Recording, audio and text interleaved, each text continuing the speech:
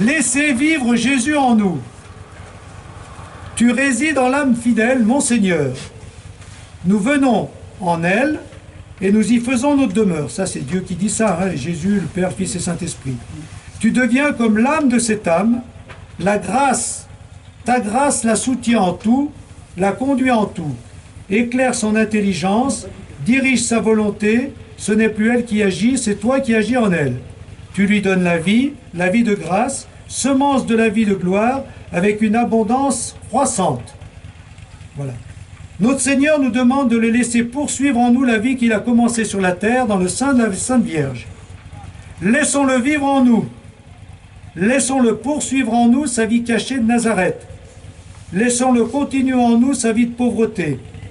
Laissons-le continuer en nous sa vie d'universelle charité. Laissons-le prolonger en nous sa vie d'humilité. Laissons-le par notre fidélité à faire pénitence, achever en nous ce qui manque à ses souffrances. Laissons-le par notre zèle des âmes, continuer à allumer le feu sur la terre. Laissons-le par nos veilles et nos prières, continuer en nous à passer les nuits à prier Dieu. En faisant de tous les instants de notre vie, des instants de sa vie, de toutes nos pensées, nos paroles, nos actions, des pensées, des paroles, des actions non plus naturelles, non plus humaines mais divines, non plus de nous mais de Jésus. Faisons en sorte de pouvoir dire à tout moment de notre existence, je vis, mais ce n'est plus moi qui vis, c'est Jésus qui vit en moi. Ça va comme ça? C'est Saint Paul, ça. Comment? C'est Saint Paul. C'est Saint Paul, voilà. Hein? Donc voilà. Comment? C'est aussi ce que dit ou ressent Sainte Thérèse de l'Enfant Oui, et puis beaucoup de saints. Voilà. Voilà. Donc, voilà pour la relation à Jésus. L'évangile, on essaie de l'imiter, de laisser l'évangile produire en nous, d'imiter Jésus chaque fois qu'on doit faire quelque chose, qu'est-ce que Jésus aurait fait à ma place. Et puis laisser Jésus, sa présence, elle est toujours là. Donc il faut la laisser agir en nous, nous habiter. Ouais, moi je dirais même que... Par lui, avec lui. En lui, par lui, avec lui. Voilà, il est là, voilà. Et donc c'est une présence, une force intérieure. Il faut le laisser nous habiter, nous transformer, le laisser vivre en nous, pour qu'on puisse, oui, par l'esprit. Par l'esprit saint. Voilà. Voilà, imiter Jésus, le laisser vivre en nous. Donc on résume les 3 temps de la spiritualité. Vous tournez la page, centré sur Jésus, que nous propose Charles de Foucault. Contempler Jésus dans l'évangile pour le laisser nous transformer goutte à goutte. L'imiter dans la vie et dans l'action, en essayant de faire ce qu'il aurait fait à notre place. Le laisser vivre en nous et nous laisser modeler à son image, pour que ce ne soit plus nous, mais lui qui vive en nous, maintenant, comme il a vécu il y a 2000 ans. Voilà. Voilà. Bon, mais ça, c'est les exercices, j'en ai parlé. Bon, voilà. Donc ça, c'est l'imitation générale de Jésus. Maintenant, on va passer à des choses plus concrètes. D'abord, être pauvre comme Jésus. Frère Charles avait fait le vœu privé de pauvreté perpétuelle, par lequel il s'engage à ne jamais avoir en sa propriété, ni à son usage, plus que ce que peut avoir un pauvre ouvrier. La pauvreté est la première qualité du Christ à imiter. Elle consiste concrètement à être imitation de la pauvreté des plus pauvres autour de soi. Ça, c'est une première chose. Pour être pauvre, d'après lui, il faut être comme ceux avec qui on vit. Et notamment comme les plus pauvres avec qui on vit, les plus simples avec qui on vit. Donc la pauvreté pour lui, c'est d'être comme les autres. Ça va comme ça? Donc c'est assez intéressant ça, parce que, suivant où on est, donc il faut être comme les autres. Et ça peut être différent d'un endroit à l'autre. Partager la vie des gens pour être comme ils sont, c'est ça la pauvreté pour lui. C'est pas être au-dessus, ni être en dessous, c'est être comme ils sont. Voilà. On continue. Mon Seigneur Jésus, comme il sera vite pauvre celui qui t'aimant tout en son cœur, ne pourra souffrir d'être plus riche que son bien-aimé. Bon, ça c'est par rapport à Dieu et au Christ. Jésus n'a fait que descendre. Descendre en s'incarnant, descendre en se faisant petit enfant, descendre en obéissant, descendre en se faisant pauvre, délaissé, exilé, ça dépend des moments de sa vie, persécuté, supplicié, en se mettant toujours à la dernière place. ayons comme Jésus cette pauvreté qui consiste à vivre comme les pauvres, à n'avoir comme logement, nourriture, vêtements, biens matériels de toutes sortes, enfin, que le nécessaire tel que l'ont les pauvres. Ayons non une pauvreté de convention, mais la pauvreté des pauvres. Ça, moi, je ne l'ai pas. Hein. Alors, comment vous réagissez à ça? Eh ben, c'est pas partagé par tout le monde. Hein. Alors, comment? C'est pas partagé par tout le monde. C'est pas partagé par tout le monde, non? C'est un peu excessif. C'est un peu excessif. Oui, parce que- Lui, il a essayé de le vivre. Hein. Oui, voilà, c'est ça. Il a essayé de le vivre. C'est un ermite. Voilà. Mais en étant pauvre comme ça, on ne peut pas aider les pauvres non plus, parce que c'est vrai que tout le monde Saint n'est Paul pas... nous dit, Alors, vas-y, ça c'est bien. Si on est pauvre comme ça, c'est-à-dire Si on- pauvre comme les plus pauvres, on ne peut pas les aider. Bah oui, Voilà. donc après, à un moment donné, si tout le monde est pauvre de pauvre Bah de oui. pauvre, qu'un Paul, peu des Paul pauvres... nous dit, ayez comme n'ayant pas. Alors, Donc, mais il c'est- faut avoir, alors. et on est responsable de ce que l'on a. Il ne s'agit pas de se dire, moi je veux être pauvre, je vais tout donner, mais et après, Et après, il va Tandis être à la que ce charge que de la j'ai, société. j'ai à le partager, et Oui, là, c'est ça, voilà. oui, bon, on ne peut donner que ce que l'on a de toute façon, mais c'est ce que je voulais dire. Oui, c'est... Oui, alors, on est responsable de ce que l'on a. Oui. C'est pour ça qu'on ne peut pas s'en débarrasser comme ça. Donc, on peut rentrer dans la pauvreté. Du Non, moins, non, mais œuvre faut de réagir. pauvreté, Oui. on fait œuvre de pauvreté, mais on est responsable de ce que l'on a. Oui, très Il bien. ne s'agit pas de se déresponsabiliser. Ce qu'il veut dire aussi, je pense, c'est qu'il ne faut pas, il faut être aussi... Profiter des autres. C'est une vocation de mystique, mais elle n'est pas partagée par tous. Bon, si on applique ça, lui, il l'a vécu, puisqu'il a été pauvre parmi les pauvres, en étant comme les Touaregs, en vivant en ermite, en vivant de pas grand-chose, etc. Seulement, il n'a pas trop aidé les autres en faisant ça. Hein. Voilà. Donc ça, c'est une manière, mais voilà. Donc il est allé dans l'extrême. Bon, là, voilà. Hein. Mais il a peut-être aussi, il a peut-être cette réaction par rapport à ce qu'il a vécu précédemment. Peut-être Oui. qu'il avait tout dilapidé, il a quand même vécu. Oui, il a Donc, vécu, il a voilà. toujours Comme été Saint Augustin. excessif en tout, lui. Comment? Il était excessif Dans tout. dans l'abondance, et après il est excessif dans la pauvreté, je crois qu'il Alors vous employez le mot excessif, ça caractérise bien sa spiritualité. Et ce qu'il a été. Il a toujours été excessif en tout.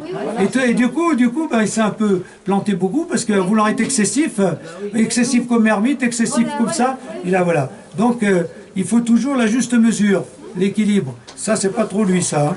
Là, là.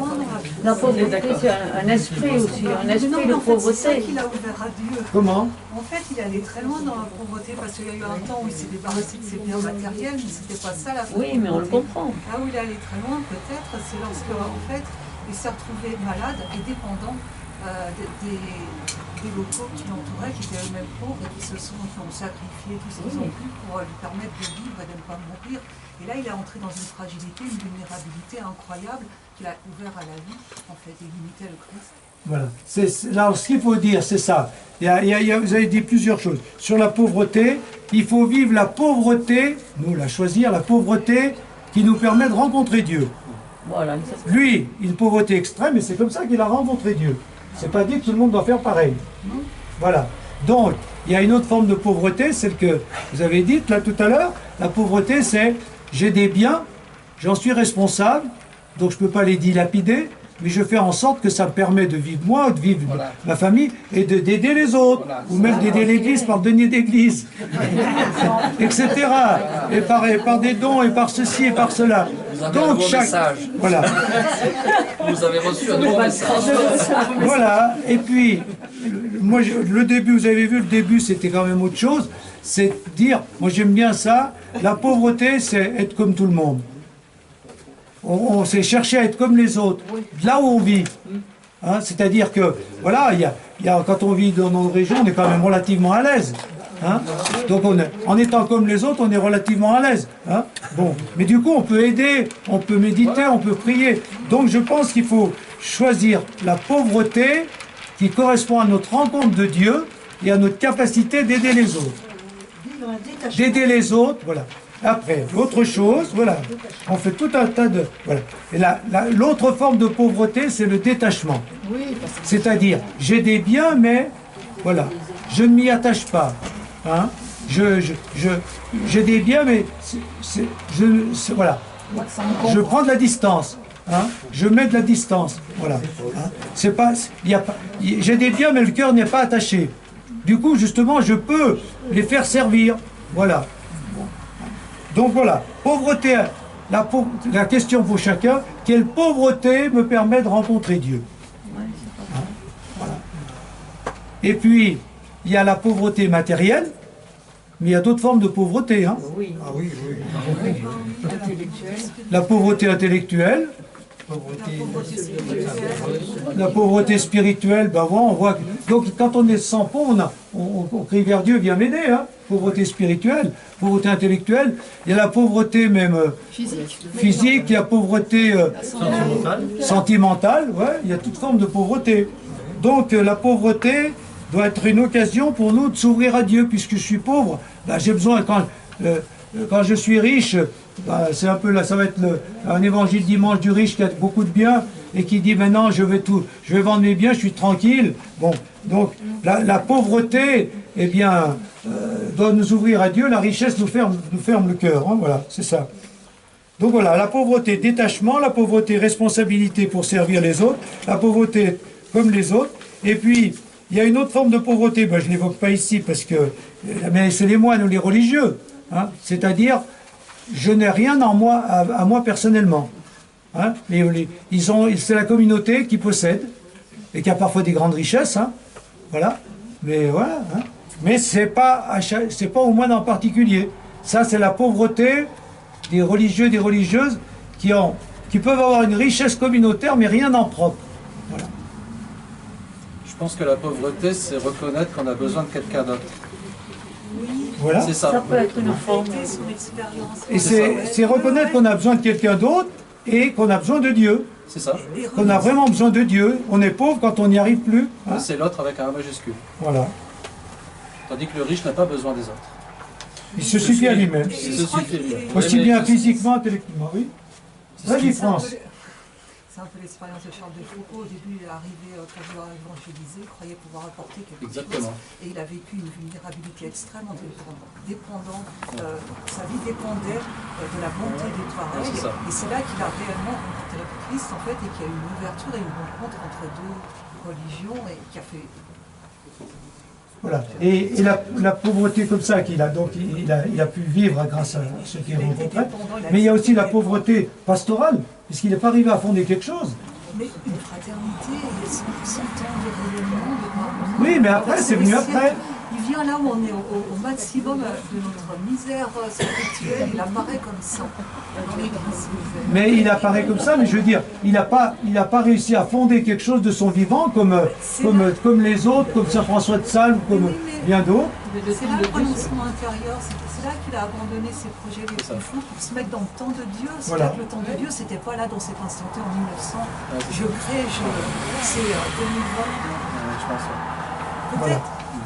Ben vous voyez, ça correspond à tout ce qui a été déjà dit jusqu'à présent. Il n'y a plus que Dieu, il n'y a plus rien, voilà. Hein. Donc la pauvreté qui fait que Dieu devient la seule richesse. Bon. Voilà, donc imitation du Christ par amour, imitation extérieure des pauvres par choix. La pauvreté est aussi détachement intérieur, vous l'avez dit. Donc une attitude spirituelle de liberté intérieure.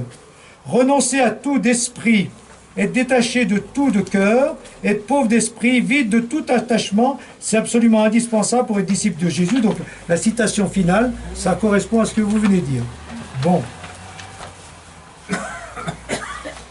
Concrètement, vous voyez qui veut réagir, Jean? Non, il y a autre chose. Je disais que je ne suis pas persuadé que les riches, ils n'aient pas besoin des autres. Les riches, ils n'ont pas besoin des autres. Ils pensent ne pas, mais je pense pas. Je pense qu'ils ont sûrement bien besoin. C'est leur pauvreté. C'est leur pauvreté. Voilà. Ben, il y a une pauvreté, il y a tout le monde, il y a de la pauvreté en tout le monde. Voilà. Même dans les puissants de ce monde, il y a des moments, hein, ceux qui ont les présidents de la République et tout, il y a des moments ils doivent se dire, mais qu'est-ce que je dois faire? Je ne sais pas quoi faire. La pauvreté, c'est aussi ça. Hein. Qu'est-ce que je peux faire? Qu'est-ce que je dois décider pour résoudre des problèmes? Voilà. Hein. Actuellement, c'est ce qui se passe avec notre président de la République. Ouais. Il ne censure pas. Ouais. Et maintenant, nous, qu'est-ce qu'on peut faire pour éviter la sécheresse? Planter des arbres. Oui, non, mais je dis, on fait l'expérience de la pauvreté sur bien des plans. Hein. On le voit, oui. Puis cet hiver, on On va verra se bien. chauffer moins. Hein. Alors, donc, exercice, si on veut mettre en pratique ça, il y a plusieurs choses que j'ai mises ici. Accepter de descendre bas. Ça vous est peut-être arrivé de dire, je suis descendu bien bas. C'est une forme de pauvreté, hein, suivant les échecs qu'on peut avoir et les problèmes. Hein, c'est ce qu'il dit aussi. Hein, voilà, le Christ est descendu, donc accepter ça. Ben, ça voilà. Accepter d'être comme les autres avec qui on vit, ni plus riche ni plus pauvre, ça je l'ai déjà dit plusieurs fois. Et puis se libérer de tout attachement excessif, c'est ce qu'on a dit tout à l'heure, pour s'attacher au Christ. Voilà. Alors, à quoi suis-je trop attaché? Je vous laisse en silence pour que chacun réponde. Si vous aviez à vous détacher de quelque chose, de quelqu'un, ou de certaines pensées, ou de certains biens, ou de certaines habitudes, de quoi vous mériteriez, de quoi vous détacher pour avoir un cœur plus libre, afin que Dieu le remplisse et qu'il soit l'absolu. Chacun réfléchit. Quels sont vos trop gros attachements?